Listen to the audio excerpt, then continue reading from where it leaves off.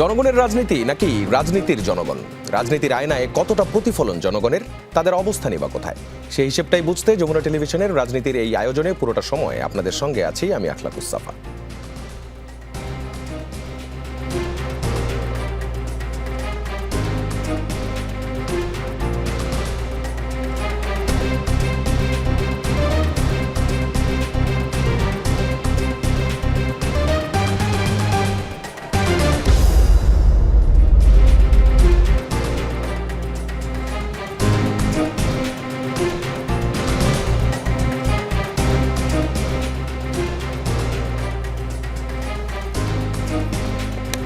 রাজধানী সহ সারা দেশে নির্বাচনী প্রচারণা তুঙ্গে। প্রার্থীরা দিচ্ছেন উন্নয়ন, পরিবর্তন আর ন্যায় বিচারের প্রতিশ্রুতি। ভোটের বাকি আর মাত্র 8 দিন।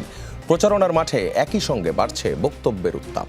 আজ আবারও আলোচনায় মুক্তিযুদ্ধের ইতিহাস, স্বাধীনতার ঘোষক, নারী issue, election engineering, level playing field. সব মিলিয়ে এসব বয়ানযুদ্ধ ভোটের মাঠে কতটা প্রভাব ফেলবে?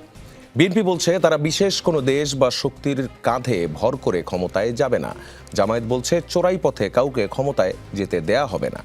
পরিবর্তনের সূচনা হবে এই নির্বাচন থেকেই। অন্যদিকে মাঠে থাকা স্বতন্ত্র প্রার্থীরা বলছেন দলীয় আধিপত্যের বাইরে জনগণের প্রকৃত প্রতিনিধিত্বই তাদের লক্ষ্য।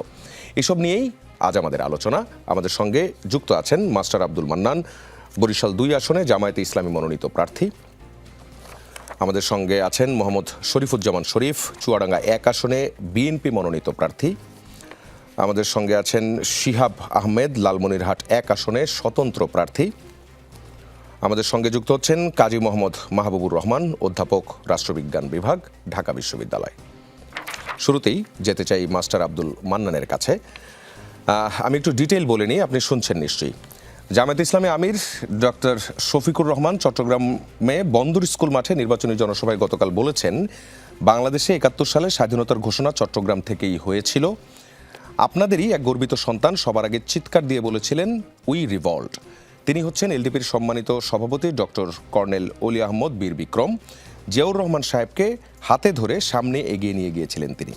এর প্রেক্ষিতে আজ বিএনপির স্থায়ী কমিটির সদস্য সালাউদ্দিন আহমদ বললেন, বাংলাদেশের আজকে নতুন করে মুক্তিযুদ্ধের ইতিহাস বলা শুরু হয়েছে।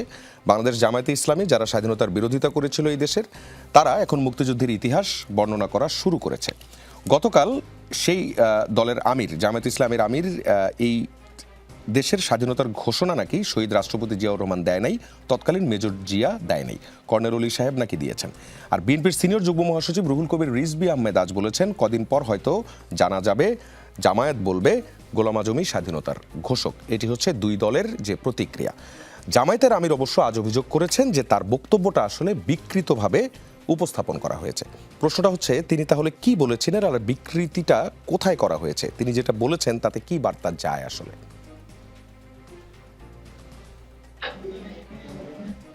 ধন্যবাদ যমুনা টিভিকে। আমিরে জামাত ডক্টর শফিকুর রহমান যে কথা বলছেন সে কথাগুলোকে বিকৃতি করেই প্রকাশ করা হয়েছে। আমরা বিশ্বাস করি 1971 সালে স্বাধীনতার ঘোষণা করা হয়েছিল কালুরহাট বেতার কেন্দ্র থেকে।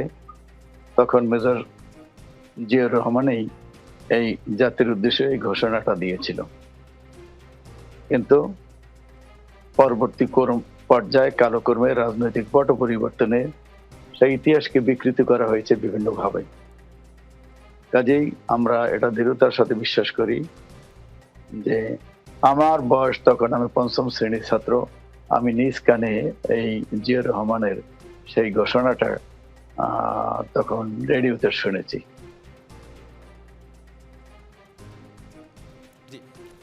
আপনি আরেকটু বিস্তারিত বলতে পারেন, এই যে আলোচনাটা শুরু হয়েছে, এই যে সমালোচনা চললো, আজকে যে বিএনপি নেতারা যে তারা এর যে প্রতিক্রিয়াগুলো জানালেন, এই বিষয়ে আসলে কি বলবেন? ভোটের মাঠে তো এর একটা প্রভাব আছে। দেখেন, মূলত রাজনীতির ক্ষেত্রে রাজনৈতিক প্রতিপক্ষকে উদ্দেশ্যমূলক আক্রমণ করা এবং নিজেদের ফায়দা নেওয়া, এটা বিভিন্ন দলের বৈশিষ্ট্য। কিন্তু জামাত ইসলাম তার ঊর্ধ্বে। জামাত ইসলাম সত্য ইতিহাসকে কখনো বিকৃতি করতে চায় না। 1971 সালে স্বাধীনতা যুদ্ধ হয়েছে। আমরা সবসময় দেশের স্বাধীনতার সার্বভৌমত্ব রক্ষার পক্ষে ছিলাম এবং আমরা সাধ্য অনুসারে স্বাধীনতা রক্ষা করার চেষ্টা করেছি। দেশটি যখন নতুন করে স্বাধীনতা অর্জন করে তখন আমরা এদেশের স্বাধীনতার সার্বভৌমত্ব রক্ষা করার জন্য অতন্ত্র প্রহরী নয় আমরা ভূমিকা পালন করেছি। আমরা সুবিধা অসুবিধা দেখে কখনো দেশ ছেড়ে পালিয়ে যাইনি। আমরা পাকিস্তান আমলেও যত গণতন্ত্র বিরোধী আন্দোলনে আমরা নেতৃত্ব দিয়েছি। পিডিএম থেকে শুরু করে যত আন্দোলন হয়েছে জামাত ইসলামের তার ঐতিহ্য রয়েছে, কিন্তু আমরা সব আন্দোলনেই অগ্রভাগে ছিলাম। কিন্তু গ্রাসরুট পর্যায় পর্যন্ত জামাত ইসলামের নেতৃত্ব তখনও প্রতিষ্ঠিত হয়নি। আমি পাকিস্তান আমলে জামাত ইসলামী কোনো সংগঠন আছে এটা আমার জানা ছিল না। বাংলাদেশ হওয়ার পরে 1979 সনে বাংলাদেশের প্রেক্ষাপটে যখন জামাত ইসলাম আত্মপ্রকাশ করে তখন থেকেই আমি জামাত ইসলামের নাম শুনতে শুরু করেছি। কাজেই এত দীর্ঘ বছরে যত আন্দোলন সংগ্রাম হয়েছে, দেশ বিরোধী যত আন্দোলন যারা করেছে তার বিরুদ্ধে জামাত সবসময় সোচ্চার ছিল। জামাত গণতন্ত্রের পক্ষে, স্বাধীনতার পক্ষে, মানুষের অধিকার প্রতিষ্ঠার জন্য আজীবন সংগ্রাম করছে আপোষহীনভাবে।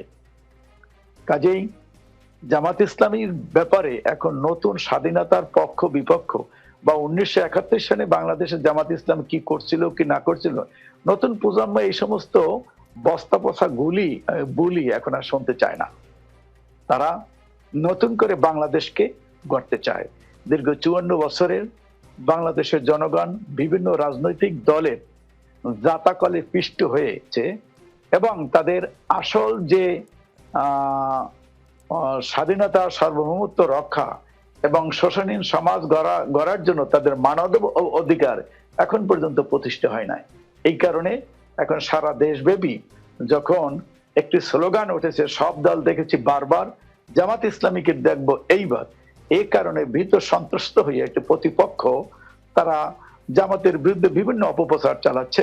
যেমন ডক্টর শফিকুর রহমানের মতন ক্লিন ইমেজের মানুষের বিরুদ্ধেও তার আইডি ফ্যাক করে তার বিরুদ্ধে অপপ্রচার চালানো হচ্ছে। এটা মূলত জনগণ বুঝে গেছে। কাজেই আগামী দিনের বিজয় ইনশাআল্লাহ এদেশের জনতার বিজয় হবে, জামাত ইসলামীর বিজয় হবে এবং জামাত ইসলামী সকলকে মিলে যে স্লোগান দিয়েছেন, এসো সবাই মিলে বাংলাদেশকে নতুন করে গড়ি। এই জুলাই যোদ্ধারা শহীদ আবু সাইদ, মুগ্ধ এবং শান্তদের রক্ত আর শহীদ ওসমান হাদির রক্তে রঞ্জিত এই বাংলাদেশে আমরা আশা করি আগামী দিনের বাংলাদেশ হবে জনতার বাংলাদেশ, আগামী দিনের বাংলাদেশ হবে ন্যায় এবং ইনসাফের বাংলাদেশ। এক্ষেত্রে সারা দেশে টেকনাফ থেকে তেতুলিয়া, রূপসা থেকে পাথুরিয়া একই স্লোগান উঠেছে। আপনার উত্তরটা পেয়েছি। আপনার কাছে আরেকটা প্রশ্ন আছে, সেটি হচ্ছে জামায়াতকে উদ্দেশ্য করে সালাউদ্দিন আহমেদ আরো আজকে যে কথাগুলো বলেছেন, তিনি বলছেন যে তাদের নাকি একজন মুক্তিযোদ্ধা আছে, একজন মুক্তিযোদ্ধাকে তাদের জোটে যোগদান করিয়ে এবং অন্য কথায় বলতে গেলে ভাড়া নিয়েছে। তারা সাইনবোর্ড দেখাচ্ছে তাদের একজন মুক্তিযোদ্ধা আছে। আপনারা কি মুক্তিযোদ্ধাদের দলে ভিড়িয়েছেন ৭১ আপনাদের অবস্থান নিয়ে জনগণের যে প্রশ্ন আছে সেই প্রশ্ন থেকে কিছুটা কমানোর উদ্দেশ্যে এমনটা করেছেন কিনা? সালাউদ্দিন আহমেদ যে ইঙ্গিতটা দিয়েছেন। দেখেন, জামাত ইসলামী আন্দোলন করছে কিন্তু গণমানুষের কাছে দাঁড়াতে পারে নাই। এই ৩৬ বিপ্লবের পরে, ৩৬ জুলাই বিপ্লবের পরে আমরা গণমানুষের কাছে যাওয়ার সুযোগ পেয়েছি। গণমানুষের সাথে জামাত ইসলাম কি চায়, কেন চায়, কিভাবে সেটা তুলে ধরতে সক্ষম হয়েছে। যে কারণে সব দলের সব মতের যারা জামাত ইসলামীকে বুঝতে পেরেছে তারা দলে দলে আসতেছে। সেক্ষেত্রে মুক্তিযোদ্ধাদেরকে আমাদের ভাড়া করতে হবে এমন তো কোনো আমাদের প্রয়োজন, আমাদের দলে তো অনেক মুক্তিযোদ্ধা আছে। আপনি দেখেন আওয়ামী লীগ একটা ভালো কাজ করে গেছে, সেটা হলো মুক্তিযোদ্ধাদের একটা তালিকা তৈরি করে গেছে, মানে যারা রাজাকারদের একটা তালিকা তৈরি করেছে। দেখা গেছে সাথে ১০,০০০-এর মধ্যে ৮,০০০ প্লাস আওয়ামী লীগের, ১,০০০ প্লাস সেটা রয়েছে বিএনপির মধ্যে এবং জামাত ইসলামীর ভাগে মাত্র ৩৭ জন। আমরা মনে করি এই ৩৭ জন তারা সংশোধিত হয়ে দেশের স্বাধীনতার সার্বভৌমের পক্ষের শক্তি হিসেবেই তারা এখন কাজ করতেছে। কাজেই আমাদের তো মুক্তিযোদ্ধা ভাড়া করার কোনো দরকার নাই, আমরা তো দেশপ্রেমিক নাগরিক। আমরা দেশের তালিকাটাকে ইনক্লুসিভ তালিকা বলে মেনে নিচ্ছেন, মানে আপনাদের লোকজন আছে বলে? জি, আপনারা সেই তালিকাটাকে কি ইনক্লুসিভ তালিকা বলে মেনে নিচ্ছেন? আপনারাই তো বলেন যে এই তালিকাগুলো ঠিক হয়নি, এর মধ্যে অনেক ধরনের ইন্টারফিয়ারেন্স হয়েছে। না, তারপরেও তো এটা আওয়ামী লীগ করছে। আওয়ামী লীগ তো আর এতগুলো মুক্তিযোদ্ধা আমার রাজাকার তাদের দলে তো আমরা ভাগ করে দেই নাই, তারা স্বীকার করে গেছে, তাই না? আপনি একটা পরিসংখ্যান বের করেন, দেখেন না এটা অসত্য বা আমরা বলছি যে ওরা সত্য আর অসত্য সে কথা, সেটা বড় কথা না। আওয়ামী লীগ তো ওই তালিকাও করেছে এবং বিচারও করেছে এবং বিচারের রায়ও তারা কার্যকর করেছে। ঠিক উল্টো দিকে অবস্থান যাদের ছিল তারাও তো জামায়াতে ইসলামের ছিল। এখন দেখেন যাদের বিরুদ্ধে দীর্ঘ 5টি বছর সরকারে তারা রইল, ওই সরকারের আমলেই 5 বার তারা দুর্নীতির চ্যাম্পিয়ন হইল, কিন্তু সেখানে জামাত ইসলামের 2 জন মন্ত্রীর বিরুদ্ধে দুর্নীতির কোনো লেশমাত্র খুঁজে পাওয়া গেল না। তাদের বিরুদ্ধে দুর্নীতির একটা মামলাও করা সম্ভব হলো না। সেই সমস্ত লোকদের বিরুদ্ধে মিথ্যা মামলা, সাজানো নাটক দিয়ে, যার কোনো সাক্ষী, যার কোনো আইনি লড়াইয়ের কোনো সুযোগ না দিয়ে একতরফা ভাবে তাদেরকে অন্যায় ভাবে তারা বিচারিক হত্যা তারা করেছে। তার সাথে তো আর এটা তুলনা হবে না। ন্যায় বিচার তো সেটাকে ন্যায় বিচার হিসেবে সারা বিশ্ব সেটা মেনে নেয় নাই, জাতি সেটাকে মেনে নেয় নাই। যদি সেটাকে ন্যায় বিচার হিসেবে মেনে নিত, তাহলে এই যে 5 তারিখের রাজনৈতিক পট পরিবর্তনের পরে আজকের সারা দেশে জামাত ইসলামের এমন জয় জয়কার অবস্থা সৃষ্টি হইতো না। জি, এবং আপনি যে তালিকাটার কথা বলছেন সেই তালিকাটা কিন্তু এর মধ্যে প্রমাণিত হয়েছে যে ওই তালিকাটা সত্য নয়, ওই তালিকাটা ফেক ছিল। যাই হোক, আমরা মোহাম্মদ শরীফুজ্জামান শরীফের কাছে যেতে চাই। মুক্তিযুদ্ধের সময় স্বাধীনতার ঘোষণা, অবসরপ্রাপ্ত কর্নেল অলি আহমেদের ভূমিকা নিয়ে সাম্প্রতিক যে মন্তব্য কিছু গণমাধ্যম বিকৃতভাবে উপস্থাপন করেছে বলে অভিযোগ করেছেন যা বাংলাদেশে জামায়াতে ইসলামের আমির শফিকুর রহমান, এবং আমাদের যিনি অতিথি আছেন বরিশাল 2 আসনের জামায়াতের প্রার্থী, তিনিও ওই জায়গাটা কিন্তু ক্লারিফাই করেছেন। তিনি বললেন, আপনার কাছে প্রশ্ন হচ্ছে, রাজনৈতিক বক্তব্যে ইতিহাস থাকবে কিন্তু তা বিকৃতভাবে ইতিহাস উপস্থাপন বলছেন কেন? জামায়াত আমির তার বক্তব্য বিকৃত করে উপস্থাপন করা হয়েছে বলে যে ব্যাখ্যা দিয়েছে, এ নিয়ে আপনাদের মন্তব্য কি?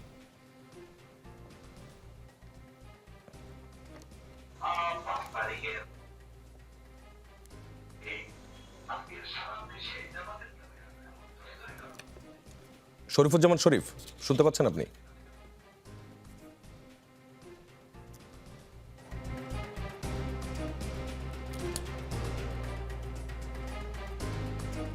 শরীফুজ্জামান শরীফ, আপনি শুনতে পাচ্ছেন আমাকে?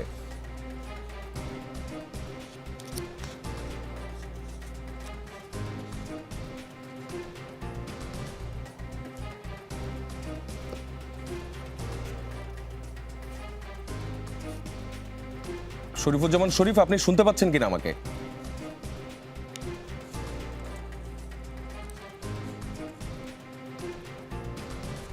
টেলিভিশনটা মিউট করতে হবে।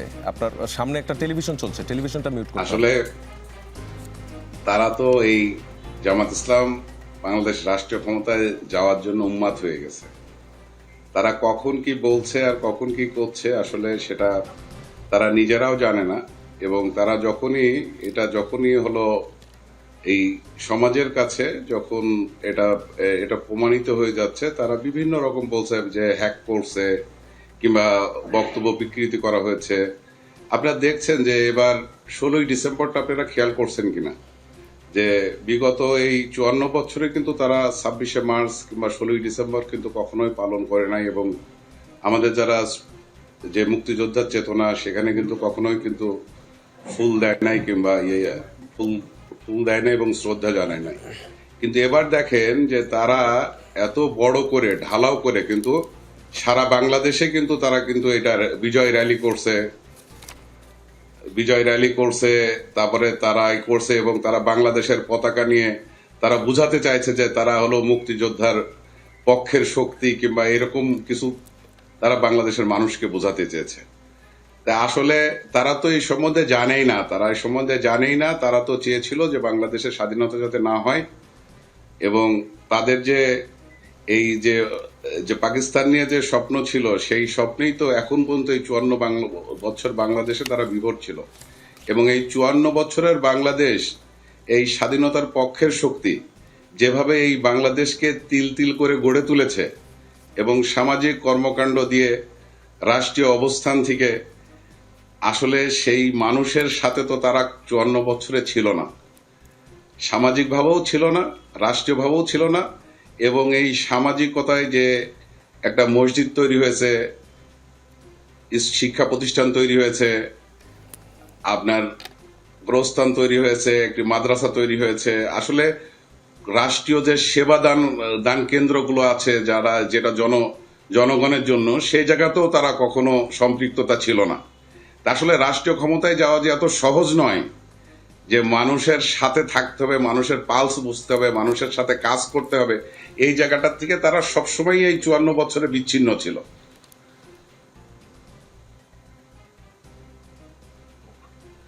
তারা হঠাৎ করে তারা এই যে আপনার অনলাইন প্রচার প্রচারণা এবং এই মিথ্যা কথা বলে এই এই রাষ্ট্র ক্ষমতায় যাওয়ার জন্য তারা দেখবেন যে আপনি ফেসবুক সহ সামাজিক যোগাযোগ মাধ্যমগুলোতে দেখবেন যে তারা মনে হয় 300 আসনই পাবে আর কি, তাদের এমন একটা প্রচারণা 300 আসন পাবে। হ্যাঁ, কিন্তু আসলে আসলে বাস্তবতা কিন্তু ভিন্ন। আমি যেহেতু চুয়াডাঙ্গা 1 আসনের প্রার্থী, আমাদের তৃণমূলের মানুষের সাথে আমাদের হৃদয়ের সম্পর্ক, মানুষের বিপদ আপদ সুবিধা অসুবিধা, বিপদ আপদ, সামাজিকতায় সেই জায়গাটার থেকে আমরা বলবো যে ওরা হচ্ছে যে এই উপকাণ্ড, এবং সেটা আমরা 12 তারিখে ব্যালটের মাধ্যমেই বাংলাদেশের মানুষ জবাব দিয়ে দেবে যে আসলে বাংলাদেশের মানুষ কি চায়, স্বাধীনতার পক্ষের শক্তি কি চায়, এবং বাংলাদেশের জনগণ কোন দিকে যেতে চায়। 12 তারিখে নির্বাচনের ভিতর দিয়েই আমার মনে হয় এটা আপনারা এটা বুঝতে পারবেন ইনশাল্লাহ। জি, জামায়াতের পক্ষ থেকে আরো একটি অভিযোগ, যেমন আপনার সহ আলোচক তিনিও যেটি বলছিলেন সেটি হচ্ছে যে জামায়াতের এই জয় জয়কার দেখে আপনিও যেটি বলছেন যে 300 আসনই তারা জিতে যাবে, এমন একটা পরিস্থিতি তৈরি করেছে। এইটা দেখে আপনারা ভীত সন্ত্রস্ত হয়ে আপনারা অপপ্রচার চালাচ্ছেন, এই বিষয়ে কি বলবেন?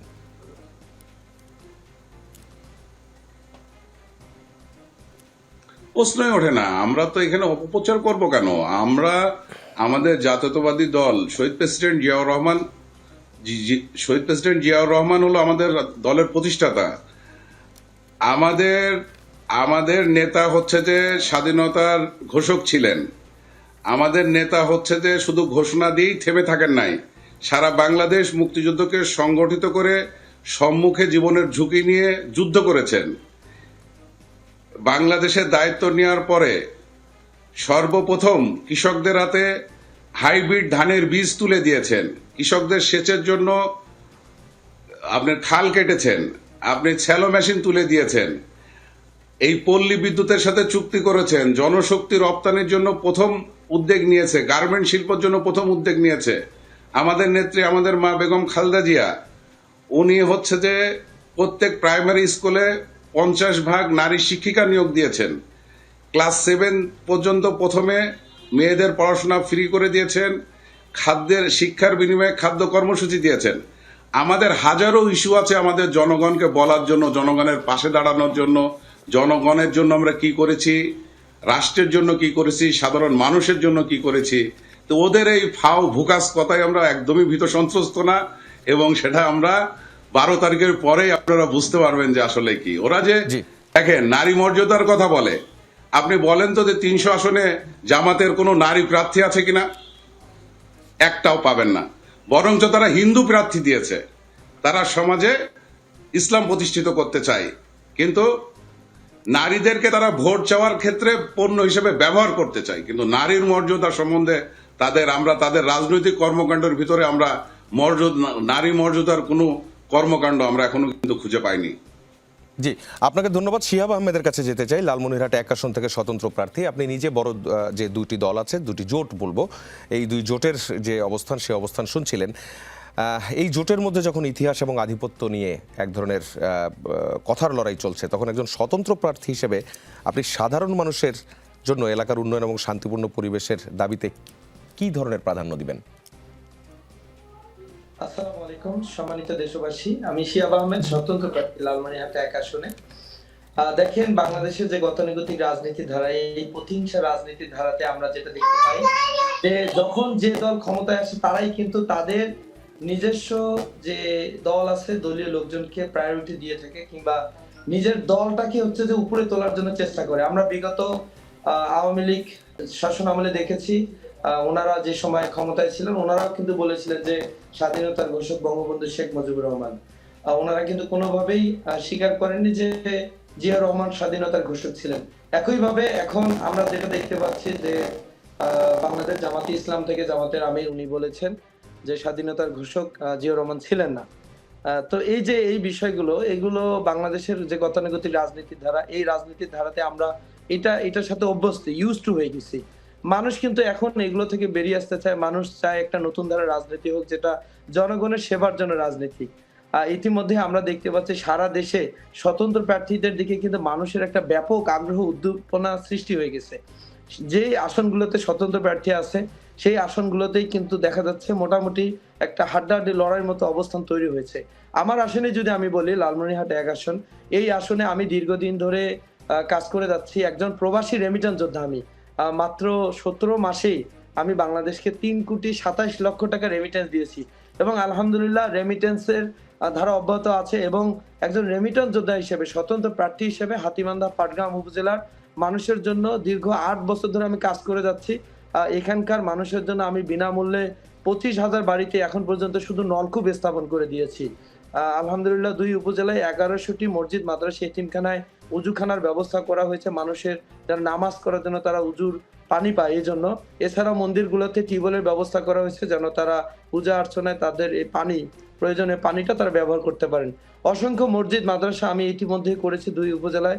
এছাড়াও ৫১০ জন বেকার যুবক যুবতীকে কর্মসংস্থানের ক্ষেত্র তৈরি করেছি আমার ২ উপজেলায়। পাশাপাশি আমাদের জেলাতেও মোটামুটি আমি কিছু কর্মসংস্থানের ক্ষেত্র তৈরি করেছি।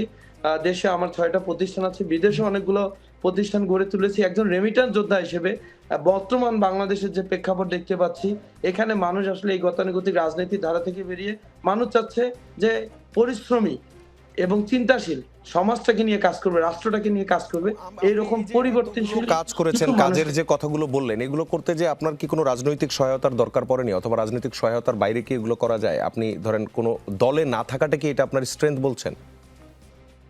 অবশ্যই আমি কোনো রাজনৈতিক দলে ছিলাম না এবং আমি হলফ করে বলতে পারি যে যেহেতু আমি ইন্টারমিডিয়েট কমপ্লিট করে তুরস্কে চলে যাই ২০১৬ সালে, সেখান থেকে এখন পর্যন্ত কোনো রকম কোনো রাজনৈতিক দলের ছায়া আমি ছিলাম না কখনো এবং কোথাও কোনো কমিটিতেও আমার নাম নেই।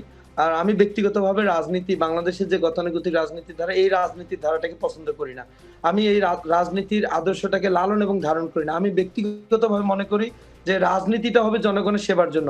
এই যে আজকে কথার সরাসরি চারিদিকে আমরা দেখতে পাচ্ছি, যেই দল যে সময় ক্ষমতায় আসতেছে তারা কিন্তু তাদের নিজেদের নেতাকর্মীদের প্রায়োরিটি দিচ্ছে, কিংবা তারা চেষ্টা করতেছে তাদের দলটাকে সামনে এগিয়ে রাখার জন্য। এবং এই যে বাংলাদেশের মুক্তিযুদ্ধ নিয়ে কিন্তু এখন যে উল্টাপাল্টা যে বক্তব্যগুলো হচ্ছে, এগুলো কোনোভাবে জনগণ কিন্তু নিচ্ছে না ভালোভাবে। আর আমি একজন বীর মুক্তিযোদ্ধার সন্তান। এই হাতীবান্ধা পাটগ্রাম লালমনিরহাট ১ আসনে একমাত্র বীর মুক্তিযোদ্ধার সন্তান আমি। আলহামদুলিল্লাহ আমার বাবা একজন দেশের জন্য হচ্ছে যে বিজয় ছিনিয়ে এনেছেন এবং দেশের জন্য তার জীবন বাজি রেখে যুদ্ধ করেছেন। পাশাপাশি আমার বাবা একজন সৈনিক, তিনি ১৯৮৮ সালে রিটায়ার করেছেন। তো এই জায়গা থেকে আমি বলবো যে মুক্তিযুদ্ধের যে প্রকৃত ইতিহাস, এইটা নিয়ে আমরা কাদা ছোড়াছুড়ি না করে একটা সুষ্ঠু ধারা রাজনীতির জন্য, একটা সুষ্ঠু নির্বাচনের জন্য সবাই ঐক্যবদ্ধভাবে কাঁধে কাঁধ রেখে কাজ করি। মানুষ কিন্তু এখন আর এই ২৪ পরবর্তী এই রাজনীতির ধারা আর চাচ্ছে না। মানুষ একটা পরিবর্তন, আমরা পরিবর্তনের জন্য আমাদের কাজ করা দরকার, আমাদের জনগণের কাতারে দাঁড়ানো দরকার, জনগণের সেবক হিসেবে আমাদের দাঁড়ানো দরকার। নেতা আমরা হইতে আসিনি, আমাদের দরকার জনগণের সেবা করা। আপনি জেনে অবাক হবেন যে ইতিমধ্যেই কিন্তু আমরা যারা স্বতন্ত্র প্রার্থী আছি সারা দেশে মোটামুটি ৩৫০-র উপরে স্বতন্ত্র প্রার্থীদের, আমাদেরও কিন্তু একটা স্বতন্ত্র প্রার্থী ঐক্য পরিষদ আছে। আমরা সেখান থেকে আমরা সম্ভাবনা দেখতেছি এবারে স্বতন্ত্র প্রার্থীরাই বাংলাদেশকে নেতৃত্ব দিতে পারে, কারণ আমরা এই দেশটাকে নিঃস্বার্থভাবে কিছু দিতে আসছি, আমরা নেওয়ার জন্য কিন্তু কিছু আসি না। আপনাদের এই স্বতন্ত্র প্রার্থীদের যে প্যানেল, এই প্যানেলের মধ্যে কি বিএনপির যারা বিদ্রোহী হয়েছেন, স্বতন্ত্র হয়েছেন, তারাও আছেন? এখানে এটা আমি বলতে পারবো না, কারণ এখানে যারাই স্বতন্ত্র আছেন সবাই মিলে আমরা একটা ঐক্য পরিষদ গঠন করেছি এবং স্বতন্ত্র প্রার্থীদের পক্ষে আমরা কাজ করে যাচ্ছি। আমাদের জায়গা থেকে আমরা চেষ্টা করতেছি একটা স্ট্রং মেসেজ দেওয়ার আমাদের জাতিকে। শুধুমাত্র আমার নির্বাচনী এলাকা নয়, সারা বাংলাদেশের প্রতিটা নির্বাচনী এলাকায় আমরা চেষ্টা করতেছি একটা স্ট্রং মেসেজ দিতে যে হ্যাঁ, আমরা স্বতন্ত্র প্রার্থীরা মাঠে আছি, আমাদের কোনো দল নাই। যেহেতু কোনো দল নাই, আর যেমন আমার আসলে আমি বলে দিয়েছি যে কত টাকা সংসদ থেকে বাজেট আসে, আমি জনগণের জন্য প্রতিটি টাকার হিসাব 55 ইঞ্চির একটা করে স্মার্ট টিভি লাগাবো। 20টা ইউনিয়ন একটা পৌরসভা আছে আমার 2 উপজেলায়, 21টা 55 ইঞ্চির স্মার্ট টিভি লাগিয়ে জনগণের জন্য বরাদ্দ কিন্তু প্রতিটি টাকার হিসাব উন্মুক্ত। মানুষজন এখন চায় স্বচ্ছ রাজনীতি, এবং আমি ইতিমধ্যেই এক তাক লাগানোর জন্য 2 উপজেলায় আমি ইতিমধ্যে একটা অ্যাপস বানিয়েছি, যে অ্যাপসের নাম হচ্ছে হাতিবান্ধা পাটগ্রামের বাজেট দেখি। আলহামদুলিল্লাহ ব্যাপক সাড়া পাচ্ছি, জনগণের কাছ থেকে ব্যাপক সাড়া পাচ্ছি, এবং আমি শতভাগ বিশ্বাসী যে বিপুল ভোটে বিজয় হয়ে আসবেন। জি, শিহাব আহমেদ, আপনাকে ধন্যবাদ। যেতে চাই কাজী মোহাম্মদ মাহবুবুর রহমানের কাছে, অধ্যাপক রাষ্ট্রবিজ্ঞান বিভাগ, ঢাকা বিশ্ববিদ্যালয়। আপনি শুনছিলেন 3 জন প্রার্থীর কথাই শুনছিলেন, জামায়াত বললেন এবং বিএনপির প্রার্থীও বললেন, এবং আমাদের স্বতন্ত্র প্রার্থী লালমনিরহাট 1 আসনে শিহাব আহমেদ তিনিও কথা বললেন, সবার কথা শুনলেন। নির্বাচনী রাজনীতির মাঠে ইতিহাসের বর্ণনার যে বিকৃতির অভিযোগগুলো উঠছে, বিভিন্নভাবে এগুলো কিন্তু সামনে আসছে। রাজনৈতিক বক্তব্যে ইতিহাসের সত্যাসত্য কতটা আসলে বজায় থাকে আমরা অতীতের নজিরেও দেখেছি। বিভিন্ন সময় ইতিহাসগুলোকে বদলে ফেলা, ইতিহাসগুলোকে নতুনভাবে বলা। আর এই যে যারা ভোটাররা ভোট দেবেন, তারা কি আদৌ এই জিনিসগুলোতে খুব একটা বদার করছেন, নাকি আসলেই তাদের উপর এগুলো কোনো প্রভাব ফেলছে? কি বলবেন আপনি?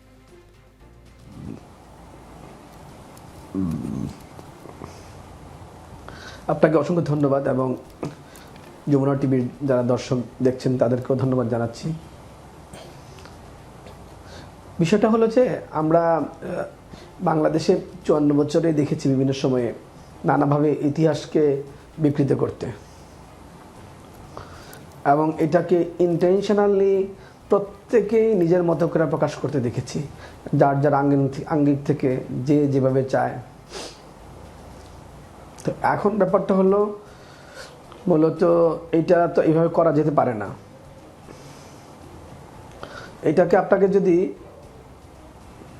আমরা আসলে সবসময় মনে করি যে আমার মনে হয় এভাবে একটা কাজ করে আমি মনে হয় এভাবেই আমি ভোট পাবো, জনপ্রিয়তা অর্জন করবো, এটা মনে করতে থাকি। কিন্তু আসলে তো জনপ্রিয়তা পাওয়া, ভোট পাওয়া এটা এরকম না, এত সরলীকরণ না। ভোটারদেরকে সবসময়ই আমরা খুবই দুর্বল ভাবি, অথবা কেউ যখন ভোটারদেরকে মনে করি যে ভোটাররা আমরা তাকে মিসলিড করতে পারবো, এটা আমাদের একটা আমার ভুল সিদ্ধান্ত। আসলে ভোট আমরা যখনই কোনো দল বিজয় লাভ করে তখন কিন্তু তারা আসলে ভোটারদের চয়েসের কারণেই হয়, এবং ভোটাররা তাদেরকে ভোট দেন। কিন্তু এই প্রচারণাটা আমরা অনেক সময় মনে করি যে কোনো প্রচারণা করে আমরা জিতে যাব। তো এই যে কোনো প্রচারণা করে জিতে যাব, এটা কিন্তু আমাদের সঠিক সিদ্ধান্ত না। আপনি দেখবেন এটা কেন করে জানেন? এটা হলো একটা হাইপ তোলার জন্য করে অধিকাংশ সময়, যে ইতিহাস নিয়ে কথা বললে মানুষের মধ্যে একটা ডিভিশন তৈরি হয়, এবং এই ডিভিশনগুলোর কারণে দেখা যাচ্ছে কি মানে আলোচনায় থাকতে চায় সবাই। তো সবাই আলোচনায় থাকতে গিয়ে আসলে মোরালি অনেক সময়ই রাজনীতিটাতে মোরালিটি থাকে না। তো মোরালিটি আসলে রাজনীতিতে অলওয়েজ থাকবে এরকম না, কিন্তু সবসময় যে নৈতিকতা রাজনীতি থাকবে এটা কিন্তু আমরা বলি না। আমরা যে রাজনীতি শুরু করেছি, জাতি রাষ্ট্রের রাজনীতি, সেটা কিন্তু আসলে এইরকম না যে এখানে নৈতিকতা থাকবে।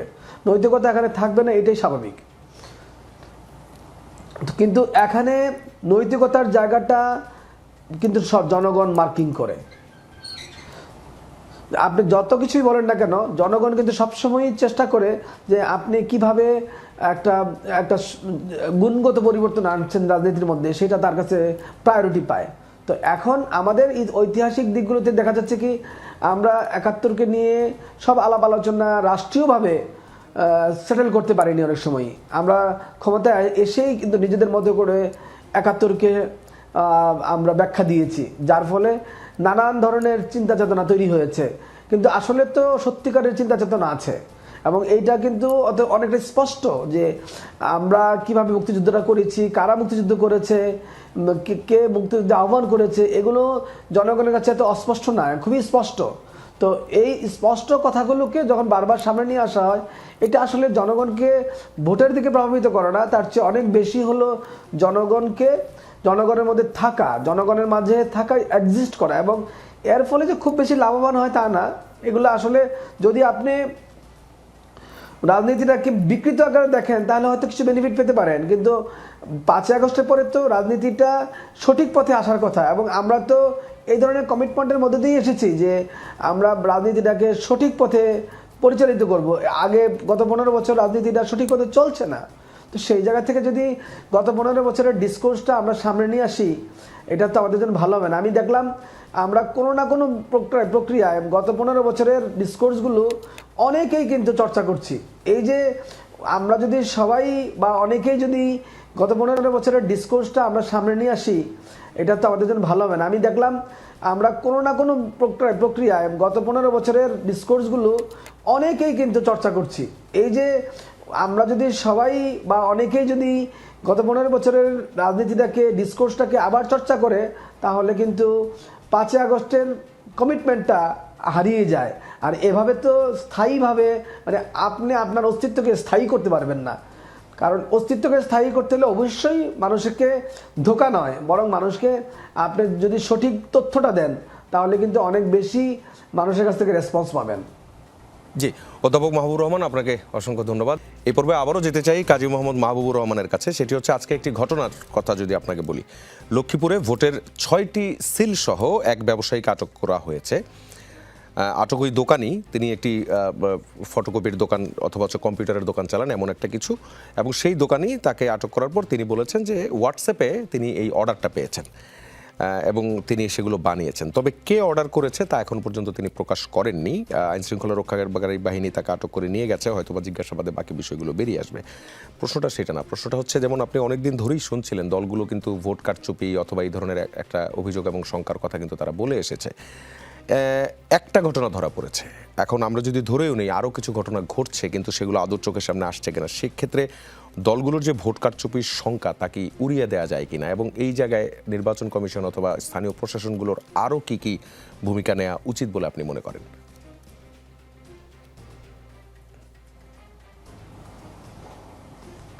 আপনাকে আবারও ধন্যবাদ। প্রথমত ব্যাপারটা হলো যে আপনি দেখেন, আমরা কিন্তু অনেক আগের থেকে বলছিলাম যে নির্বাচন কমিশনকে এমন একটা অবস্থা তৈরি করতে হবে যেন সবাই নির্বাচন কমিশনকে ভয় নয় সমীহ করে, যে সে যে আইনটাকে সম্পূর্ণরূপে বাস্তবায়ন করবে, যে কারোর বিরুদ্ধে যখন আইন লঙ্ঘনের অভিযোগ আসবে তাকে যেন আইনের মানে তাকে যেন বিচারের মুখোমুখি করে। আমরা দেখেছি কি জানেন, এটা নির্বাচন কমিশনের ক্ষেত্রে ঠিক সবসময়ই একদম 100% না হোক 80% হলেও হতো, কিন্তু অনেক সময় দেখা গেছে যে সব কিছু সঠিকভাবে হয়নি, মানে আইনের শাসনের ক্ষেত্রে সঠিক হয়নি। তো এইটা একটা ফল আছে। আরেকটা বিষয় হলো যে নির্বাচন কমিশনকে আমরা সবসময় মনে করেছিলাম যে তারা এমন একটা জেস্টার শো করবে, যে জেস্টারের মাধ্যমে নাগরিকদের একটা আস্থা তৈরি হবে, রাজনৈতিক দলগুলো একটা আস্থা তৈরি হবে বা প্রার্থীদের একটা আস্থা তৈরি হবে। কিন্তু সেই জেস্টারটা নির্বাচন কমিশন কিন্তু সেভাবে সবসময় দেখাতে পারে নাই। তো এই যে দেখাতে না পারার ফলে দেখা যাচ্ছে কি, আপনি বেশ কয়েকদিন আগে দেখলেন পোস্টাল ব্যাটল নিয়ে একটা ঘটনা, আজকে আপনি এই ঘটনাটার কথা বললেন। আমরা কিন্তু ঋণ খেলাপি বা আদার্স অন্যান্য বিষয়গুলো নিয়েও কিন্তু, বা পর্যবেক্ষক নিয়োগ, রাজনৈতিক দলের নিবন্ধন, এই সকল ক্ষেত্রে কিন্তু আমরা এই ধরনের নানান এলোমেলো কিছু দেখেছি।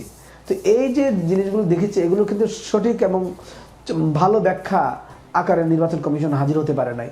এখন যদি সে নির্বাচন কমিশন যদি নিজে আমাদেরকে তার শক্তিমত্তাটা শো করতে না পারে, মানে বৈধ আইনগত শক্তিমত্তাটা নাগরিকদের শো করতে না পারে, তখন কিন্তু মানে ওই পিছনের রাস্তা দিয়ে ক্ষমতায় আসা, মানে সামনে দেখা যাবে ভোট হচ্ছে, পিছনের রাস্তা দিয়ে ক্ষমতায় আসার একটা প্রক্রিয়া মানে প্রার্থীদের মধ্যে বা কারোর মধ্যে থাকতে পারে, বা কোনো রাজনৈতিক দলের মধ্যেও থাকতে পারে। সেইটা বন্ধ তো করতে হবে নির্বাচন কমিশনকেই, এবং সেটা বন্ধ করার জন্য সরকারকেও নির্বাচন কমিশনকে সহায়তা করতে হবে। অন্যান্য যারা সিকিউরিটি এজেন্সিতে আছেন তাদেরকেও কিন্তু নির্বাচন কমিশনকে সহায়তা করতে হবে। এবং এই লোকগুলোকে, এই যে 3টে স্তরে সিকিউরিটি এজেন্সি, নির্বাচন কমিশনের অফিসার, সরকার, তাদের সবাইকে একসাথে কানেক্ট করার কাজটাও কিন্তু নির্বাচন কমিশনের। তো এছাড়াও রাজনৈতিক দলগুলো, প্রার্থীরা, প্রতিপক্ষরা, তারপরে আপনার নাগরিকরাও হেল্প করতে পারে, কিন্তু নির্বাচন কমিশনকে কিন্তু মূল ভূমিকাটা রাখতে হবে। আজকে যেটা দেখা যাচ্ছে, এটা যদি আরও ঘটতে থাকে, নির্বাচন ঘনিয়ে আসলে যদি আরও দুই একটা ঘটনা ঘটে, তখন কিন্তু অনেকেই মনে করতে থাকবে যে এটা বোধহয় সঠিকভাবে নির্বাচন হচ্ছে না, নির্বাচনটা বোধহয় অন্যভাবে হচ্ছে। আচ্ছা, আমি যদি এই প্রশ্নটা করি আপনাকে, যদি একদম বেসিক প্রশ্নটা করি, সেটা হচ্ছে এই যে ধরেন সিল বানানো, এরকম সিল বাইরে বানিয়ে কি করা যায়, আসলে কি করা সম্ভব?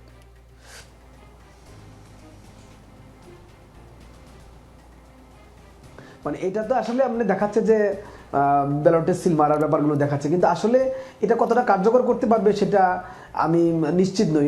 এটার তো একটা প্রক্রিয়া আছে, এই সিল ব্যালটে সিল করা, কিন্তু সেই প্রক্রিয়াটা করার জন্য তো নির্বাচন কমিশনের সুনির্ধারিত সিল থাকবে, এবং সেটাকে নকল করা যায় কতটা এটা নির্বাচন কমিশনই যাচাই করতে পারবে।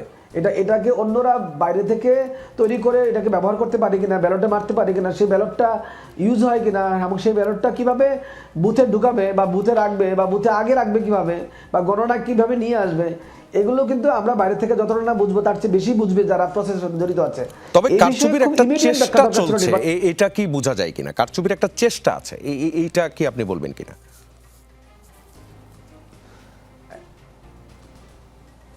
এইটা আসলে তো এইটা শুধু না, আপনি দেখেন পোস্টাল ব্যালটের ক্ষেত্রেও কিন্তু এই ধরনের একটা ভুল বোঝাবুঝি বা সত্য ঘটনা দুইটাই বলেন, এটা কিন্তু ধরা পড়েছে। তো আমরা দুইটা মেজর ঘটনা গত 10-12 দিনে বা 15 দিনের মধ্যে দেখলাম, আরো অনেকগুলো ঘটনা আছে, ঘটনা এটা না আরো অনেকগুলো ঘটনা আছে।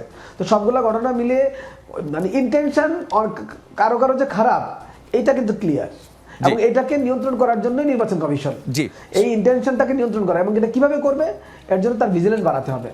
জি, তার কার্যকারিতা বাড়াতে শিহাব হবে। আহমেদের কাছে যেতে চাই। শিহাব, আপনি নিজে শুনছিলেন এই যে বাস্তবতার কথা, আপনার আসনের অবস্থাটা কি? সেখানে এই ধরনের কোনো চেষ্টা অপচেষ্টার কোনো গন্ধ পাচ্ছেন কিনা, এবং সেখানে মাঠ প্রশাসন কেমন কাজ করছে? বিশেষ করে আজ এবং আগামীকাল থেকে কিন্তু একটি বড় সিকিউরিটি ফোর্স পুরো নির্বাচনী এলাকায় তারা পৌঁছে যাওয়ার কথা এবং খুব শক্তভাবে নিরাপত্তা নিশ্চিত করার কথা চোখে পড়েছে। ধন্যবাদ আপনাকে এবং যমুনা টিভির যারা দর্শক আছেন সবাইকে ধন্যবাদ যারা যেখান থেকে দেখতেছেন। দেখুন, মাঠের যে রাজনীতির অবস্থা, আমরা তো রুরাল এরিয়া, এই বড়কাটা হাতিবান্ধা পাটগ্রাম এই এরিয়াটা কিন্তু হচ্ছে একদম ইন্ডিয়ান বর্ডার কোল ঘেঁষে, হ্যাঁ, উত্তরবঙ্গের একদম শেষ সীমানায় আমরা।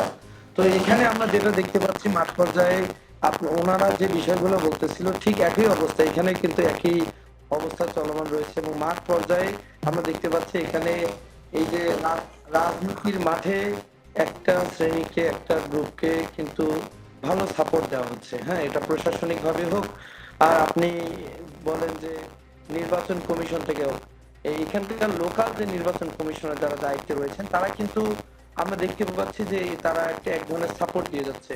আমরা স্বতন্ত্র প্রার্থীরা কিন্তু এক ধরনের এতিম এবং মিসকিনের মতো আমাদের অবস্থা, আমরা এখানে কারো কাছে যাইতে পারতেছি না, আমাদের কিন্তু গার্জিয়ান নেই বললেই চলে।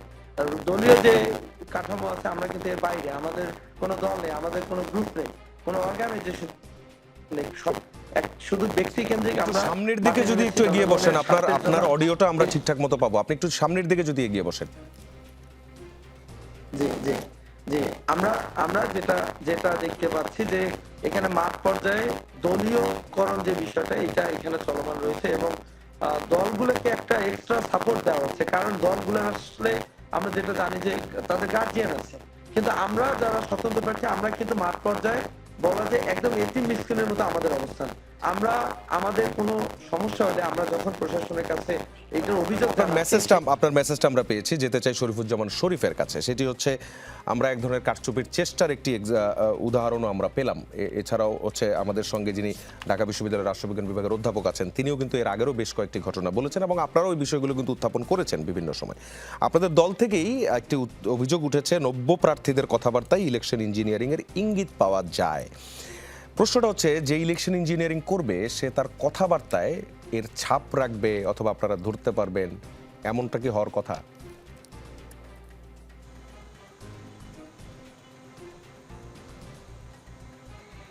ধন্যবাদ আপনাকে। আসলে আমার যে নির্বাচনী আসন, আসলে আমরা তো এখন নির্বাচন মাঠে সবসময় আমরা তো ব্যস্ত, আসলে আমার টিভি দেখার সময়টাও নাই, কিংবা আমি ওই সকালে একবার নিউজটা দেখি আবার রাত 2টার দিকে হয়তো বা দেখতে পারি। তো এখানে মূল বিষয়টা হচ্ছে যে আমার নির্বাচনী আসনটার কথা বলি, যে এখানে হচ্ছে যে 1 নম্বর আসনে জামাত ইসলামের কিন্তু কোনো ভোটার নাই, সমর্থক নাই, কিন্তু মিডিয়া এবং সামাজিক যোগাযোগ মাধ্যমে আমি 1 লাখ ভোটে পিছিয়ে আছি। কিন্তু আমি এখানে হচ্ছে যে আইন শৃঙ্খলা বাহিনী আমার নির্বাচনের প্রথম দিনই 10 মিনিট আগে আমার যে প্রচার প্রচারণা করবে সে মাইকটা টেস্টিং করছিল, সেখানে যে আমার ওই ছেলেকে 2000 টাকা জরিমানা করছে। আমার যে এগেনস্ট জামাত ইসলামের প্রতিদ্বন্দ্বী তিনি হলো অ্যাডভোকেট, আমার কোথায় কোন কর্মী বক্তব্য দিয়েছে যে মানে উকিলদের নিয়ে, অ্যাডভোকেটদের নিয়ে বক্তব্য দিয়েছে, তার জন্য আমাকে আমার ওই ছেলেকে 10,000 টাকা জরিমানা করছে। আমার আর এক জায়গায় আমাদের বেগম খালেদা জিয়ার জন্য দোয়া হয়েছে, দোয়ার পরে খাবার বিতরণ করছে, তার জন্য 5,000 টাকা জরিমানা করছে। তো এরকম 7টা-8টা জরিমানা আমাদের নেতা কর্মীদেরকে দিতে হয়েছে। কিন্তু আমরা কিন্তু এখন পর্যন্ত কোনো অভিযোগ আমরা কিন্তু এখনো করি নাই, রিটার্নিং অফিসারের কাছে হোক কিংবা কারোর কাছে হোক, এখানে যারা স্ট্রাইকিং ফোর্স আছে আমরা কাউকে অভিযোগ করি নাই। কিন্তু আমাদের একটি শঙ্কা, আমরা কালকে রাত্রেও আমরা নির্বাচন মাঠ শেষ করে আমরা বসছিলাম যে এই মাঠের অবস্থা, এই জনগণের অবস্থা, এই ওয়ার্কের অবস্থা এরকম, কিন্তু ওরা কিভাবে বলছে যে 1 লাখ ভোটে আমরা হেরে আছি। আসলে ইঞ্জিনিয়ারিংটা কে করবে, কারা করবে, আমরা এই জায়গাটাই শঙ্কায় আছি বলেই আমরা পোলিং এজেন্ট সহ বিভিন্ন জায়গায় আমরা চেষ্টা করছি যে কেউ যেন এই কাজগুলো বিগত সরকারের মতো যেন কেউ করতে না পারে। তার কারণ হচ্ছে আমরা 17 বছর রাজপথে এই মানুষের ভোটের অধিকার ফিরিয়ে দেওয়ার জন্য আমরা আন্দোলন করেছি। আমাদের অনেক সহযোদ্ধা নিহত হয়েছে, আমাদের অনেক নেতাকর্মী গুম হয়েছে, আমাদের নেতাকর্মী বারবার জেলে গিয়েছে। কিন্তু এই ভোটার অধিকারটা যদি সুষ্ঠু নিরপেক্ষ একটি নির্বাচনের জন্য মানুষ যাতে ভোট দিতে পারে, আমাদের নেতা জিয়াউর রহমান বলে গেছেন জনগণই সকল ক্ষমতার উৎস। সেজন্য আমরা প্রত্যেকটা কেন্দ্রে আমরা সচেতন থাকব এবং সজাগ থাকব, কোনো রকমই যেন কোনো রাষ্ট্রীয়ভাবে যেন ইঞ্জিনিয়ারিং না করে এই নির্বাচনে আমাদেরকে ফেল করিয়ে দেওয়া হোক। এর জন্য আমরা পোলিং এজেন্ট সহ আমাদের মাঠে যারা থাকবে তারা এই ব্যাপারে সক্রিয় থাকবে ইনশাল্লাহ। আমরা জানি না যে আসলে তারা কি করতে যাচ্ছে। জি, একটা প্রশ্ন, সেটি হচ্ছে যে আপনাদের তারেক রহমান চেয়ারম্যান তিনি বলেছেন যে ভোট গণনায় দেরি হলে অথবা এমনটা বললে তা প্রতিহত করতে হবে, বিষয়গুলোতে নজর রাখতে হবে। প্রেস উইং থেকে আরো আগেই বলা হয়েছে এবার ভোট গণনায় দেরি হবে, এবার গণভোটের একটা বিষয় আছে। তো কতক্ষণ পর্যন্ত দেরি আপনারা অ্যালাউ করবেন?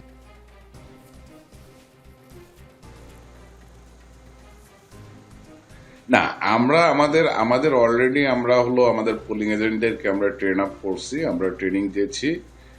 আমরা হচ্ছে যে নির্বাচন গণনা করতে যে সময়টা লাগবে, আমরা কোনো কেন্দ্র থেকেই ভোটের বাক্স আমরা রিটার্নিং অফিসারের কাছে আনতে দিব না।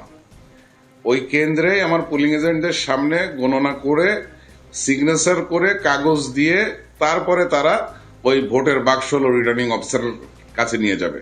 তার আগ পর্যন্ত আমরা কেন্দ্র থেকে আমরা কেউ সরবো না, কেন্দ্র থেকে আসবো না, যতক্ষণ পর্যন্ত সে রাত যদি 10টা বাজে, 11টা বাজে, 2টা বাজে, আমরা শেষ পর্যন্ত থেকে ফলাফল নিয়ে তারপরে আসব। রাষ্ট্র ঘোষণা কখন করবে না করবে সেটা হচ্ছে তারা সিদ্ধান্ত নেবে, কিন্তু আমরা তবে আপনারা যত রাত্রি হোক আমরা আপনারা ফলাফলগুলো বুঝে নেবেন। জি, আপনাকে ধন্যবাদ। আমরা যেতে চাই আবার মাস্টার আব্দুল মান্নানের কাছে। আপনি শুনছিলেন এই যে কেন্দ্র পাহারা অথবা আপনার ভোট পাহারা, এই ভোট পাহারায় আপনাদের কি কি প্ল্যান আছে শুরুতে এবং শেষে?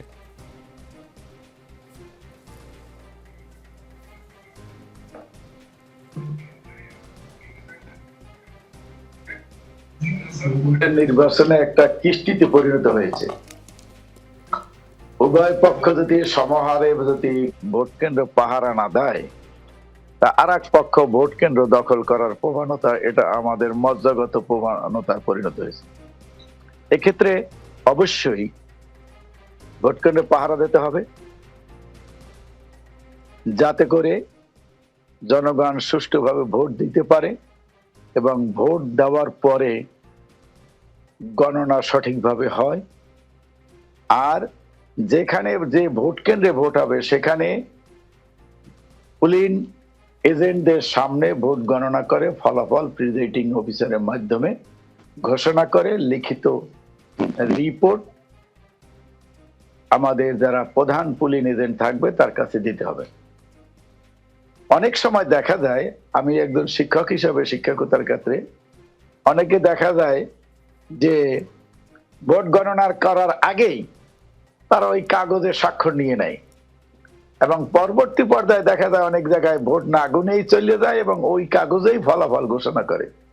এটা সম্পূর্ণ অন্যায় এবং বেআইনি। নির্বাচনের ক্ষেত্রে যারা পোলিং এজেন্ট এবং প্রিজাইডিং অফিসার যারা আছে তাদেরকে এই অধিকার দেওয়া হয় নাই যে কেন্দ্রে তারা ভোট গণনা করবে না, তারা ভোট নিয়ে যাবে অন্য কোথায়। এই ক্ষেত্রে জনগণ অনেক সচেতন হয়েছে, তারা ভোট কেন্দ্র পাহারা দেবে এবং ভোটের ফলাফল না নিয়ে তারা যাবে না। দীর্ঘ 15টি বছর জনগণ ভোট দিতে পারে নাই। যাদের বয়স 35 থেকে 38 এরা জীবনে ভোট দিতে পারে নাই। কাজেই জনগণের খুব আকাঙ্ক্ষা আছে ভোট কেন্দ্রে ভোট যথাযথ হবে এবং ভোট কেন্দ্রে ভোট দেওয়ার পরিবেশকে যদি কেউ প্রতিহত করতে চায়, সেই আগের গতানুগতিকতার ভাবে ভোট কেন্দ্র যদি কেউ দখল করতে চায়, তাহলে আশা করা যায় জনগণ সেইটা মেনে নিবে না।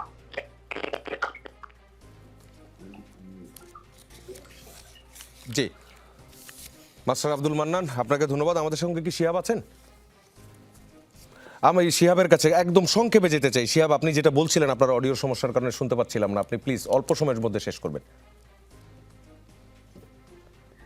দেখেন, বর্তমান আমরা যেটা দেখতে পাচ্ছি যে এই যে এখানে যে মাঠ পর্যায়ের রাজনীতির ধারা কিংবা নির্বাচন কমিশন যে ভূমিকাটা পালন করতেছে, সেখানে কিন্তু আমরা দেখতে পাচ্ছি স্পষ্ট বার্তা যে এই রাজনৈতিক দলগুলোর প্রতি তাদের এক ধরনের সহমর্মিতা কিংবা সহযোগিতার একটা আশ্বাস, এরকম আমরা কিন্তু বুঝতে পারতেছি। কারণ আমরা যখন মাঠ পর্যায়ে কাজ করতেছি, মাঠ পর্যায়ে কাজ করতে গেলে আমাদের অনেকগুলো বাধার সম্মুখীন আমরা হচ্ছে। আমাদের অনেক জায়গায় ব্যানার, লিফলেট এগুলো লাগানো হচ্ছে, এগুলো কিন্তু তারা খুলে ফেলতেছে। আমরা যখন এখানকার স্থানীয় সহকারী রিটার্নিং অফিসার কিংবা রিটার্নিং অফিসারকে এই বিষয়গুলো জানাচ্ছে, তারা কিন্তু এগুলো আমলে নিচ্ছে না সেভাবে।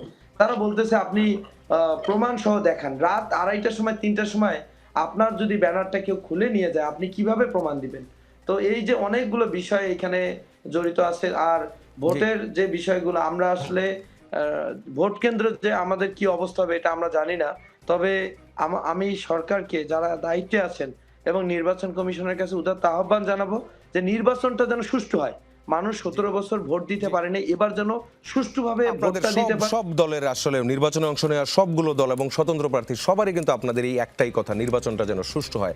আপনাদের চারজনকে ধন্যবাদ আমাদের সঙ্গে আজকের রাজনীতির আলোচনায় যুক্ত হওয়ার জন্য। দর্শক, জুলাই অভ্যুত্থানের পর এই নির্বাচন কেবল ক্ষমতায় যাওয়ার লড়াই নয়, এটি ভবিষ্যৎ বাংলাদেশের দিক নির্দেশনার যুদ্ধ। প্রার্থীরা দিচ্ছেন প্রতিশ্রুতি, দলগুলোর আছে আলাদা আলাদা বয়ান, কিন্তু শেষ সিদ্ধান্ত দেবেন ভোটাররাই। আর মাত্র 8 দিন বাকি, ব্যালটের মাধ্যমেই জানা যাবে কোন পথে হাঁটতে যাচ্ছে বাংলাদেশ। আজকের মতো এখানেই শেষ করছি। আমরা ফিরবো আগামীকাল ঠিক একই সময়। থাকবেন যমুনা টেলিভিশনের সঙ্গেই।